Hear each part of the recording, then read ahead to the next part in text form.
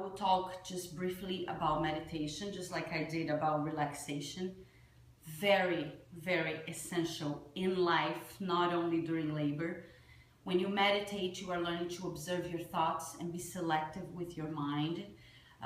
During meditation, you're not even being selective. You just don't pay attention on the thoughts, no matter what. They're coming in, you smile at them, see them go away, and try to bring yourself back. You are learning how to be the observer. What happens is that every thought can cause an emotion.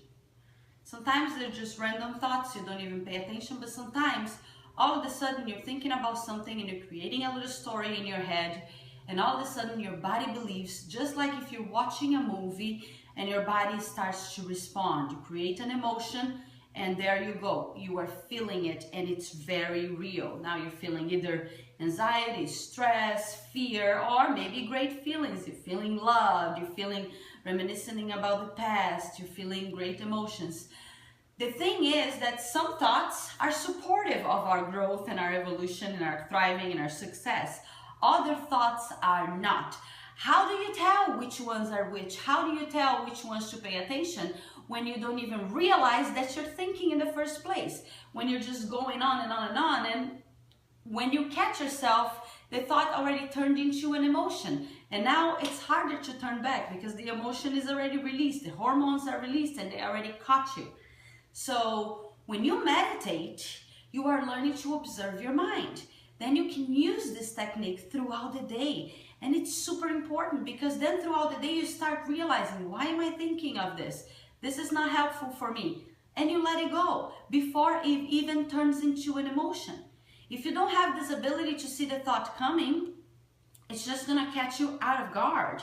And all of a sudden, you are going into this little story in your head, creating this little conversation, and you got caught up into your own little inner world that is telling the truth, not even real. Most of the time, 99.9% is just creativity. It's either thinking too much about the past and worrying, or making shit up about the future. And you have no control about the future. Especially at this time in life when we are wondering how the future is going to be. So don't wonder, just take one step at a time. You can prepare, you can be prepared, but you cannot anticipate. You know what I'm saying? There's a big difference of preparing yourself for whatever it is to come, or making assumptions and anticipating and suffering by anticipation. We don't want to suffer by anticipation. We want to be prepared. And part of being prepared is all this yoga we did.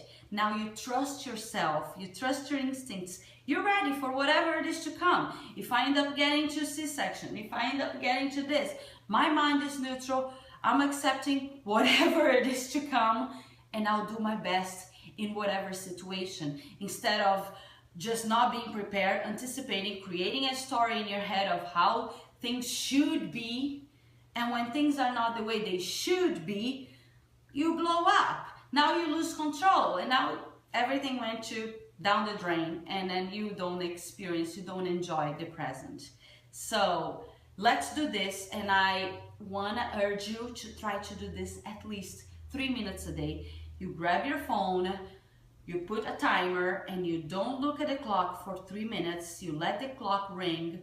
All you're going to do is just sit up tall, relaxed, close your eyes, and observe the thoughts coming, and catch yourself entertaining the thoughts. And before you continue that conversation, send the thoughts away.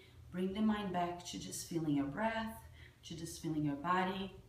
This moment, you can hear every sound, but nothing distracts you.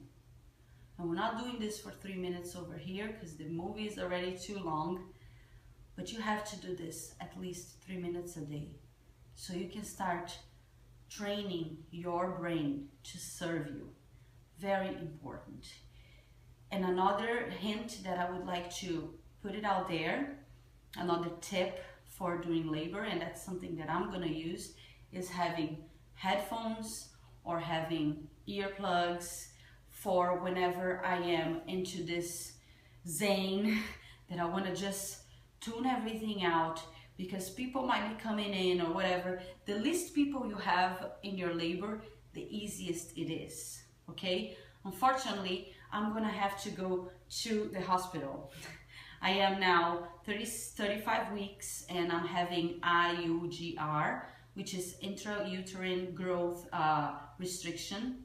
So she's not growing as much as she should, and doctors are talking about inducing her earlier so she's not there too long and just getting smaller and smaller and not getting enough nutrition. So we will decide that in 37 weeks. I'm not thinking about that, but I am ready for whatever it is. My goal is to have this child healthy, and my goal is to be healthy to take care of this child. So whatever I need to do, I will weigh the pros and the cons, and I will make my decision, and I will be ready. So if I have to be at a hospital and I have everybody there running in and out and telling me things and everything, I want to try to make this as peaceful as possible. Still, I'm not gonna have many more people. I'm not getting my mother-in-law, my mother, my sister, my dad. No, it's just gonna be me, my husband. My husband is a firefighter and paramedic. Hopefully he's gonna be the one delivering, and my doctor and the nurses. But sometimes you have a nurse talking and this and that, and you hear the beep, beep, beep, beep, beep, beep, beep from the monitoring and everything, and that stresses you out. So you have a little earphone with music, and you have somebody that advocates for you, your doula, your midwife, or your partner, your husband, your friend, your best friend, whoever is gonna be supporting you there.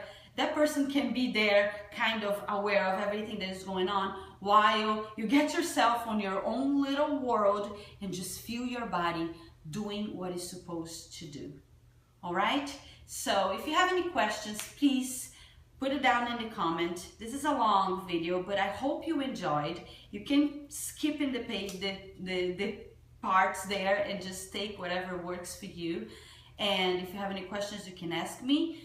And also I have a lot of music. I'm releasing an album called Birth, Baby and Beyond in this next couple of weeks before she comes. It's almost done, and there is a song there called Birthing that it's like a 12 to 13 minute song, and it's amazing. It just builds up like a contraction and slows down, and this is what I am going to be listening over and over while I'm giving labor, to just have the relaxation and have that sense of focus coming in. If you are interested, I probably will put this song in the background as we're doing our yoga. And this is it for now. So stick around and I'll put updates on how baby Lua is going to be. So until then, let's prepare for labor. Let's do some prenatal yoga and let's just be present. Whatever it is to come, we are ready. We trust ourselves and we're ready to take on any challenge without any fear, trusting that we can face anything. Thank you for joining me. My name is Karina Sky, and I'm glad to be here. Namaste.